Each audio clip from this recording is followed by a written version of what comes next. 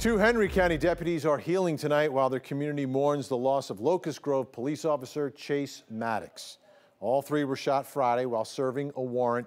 A GoFundMe for Officer Maddox's family has already raised more than $78,000. And today, Christy Etheridge was in church with people who know and love those men as Deputy Corley's brother delivered a special message to a community asking why. If we want to find answers to our problems and answers to why things happen in life, don't turn to the world for the answers. Turn to God. As a pastor, when situations come up like this, everybody runs to the pastor. Pastor, why? Being the pastor of this church doesn't come easy to answer that question. God knows what he's doing, but that don't take away the pain. God knows everything, but that still don't take away the pain.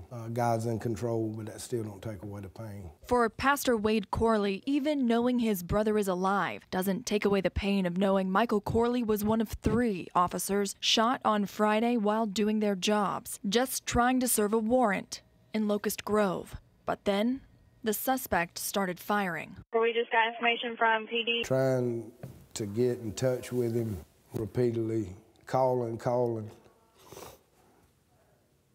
and no answer. There's possibly 3 hits. One of these officers picked his phone up and said there's been an accident.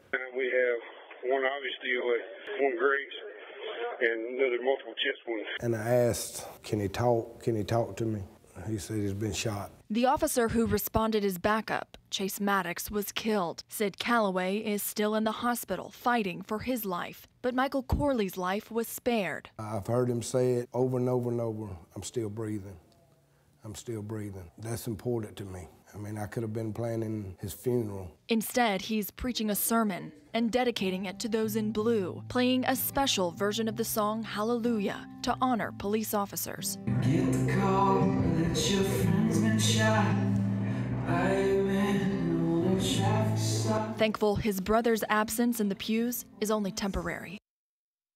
And Ron Jones joins me now. Ron, not just a great anchor and reporter journalist, but also a former police officer, for those of you who don't know. I want to talk to you about 2 of the stories that we're covering tonight involving police. The first, the police officer who was allegedly selling guns and drugs out of his patrol car out in Hogansville. Daniel Kemp's his name. How does an officer turn from good to bad? To allegedly bad. Well, you know, when you first go through the background check, you're pretty much squeaky clean. They do a background check just to talk to, and you get references and all that other good stuff. But once you get into that patrol car and you're working as a police officer, if you come in contact with some corrupt people and you allow those corrupt people to corrupt you, then you can also act just like a criminal out of your patrol car. In your years in the force, did you ever see it happen? I have. Unfortunately, I have. This is one that really broke everyone's heart. Yeah. Officer Chase Maddox is serving a warrant out of municipal court for a traffic violation, a bench warrant for a traffic violation. Did you ever serve warrants? I've served warrants every now and then. What's the mind frame as you're going in there? I mean, do you know how dangerous it potentially is? Oh, absolutely, because when you get to the front door, you don't know if the suspect on the other end is looking outside the window or looking through the peephole, and it can actually see you approaching the front door. But any time that I served a warrant, I made sure that I have a cover officer with me, knock on the door. The other officer would be in the back of the house to see if the suspect would escape. But it was rare that we would do that. We would leave that up to something like the fugitive detail that have, a much more greater show of force. All right, Ron, appreciate it. Thanks so much.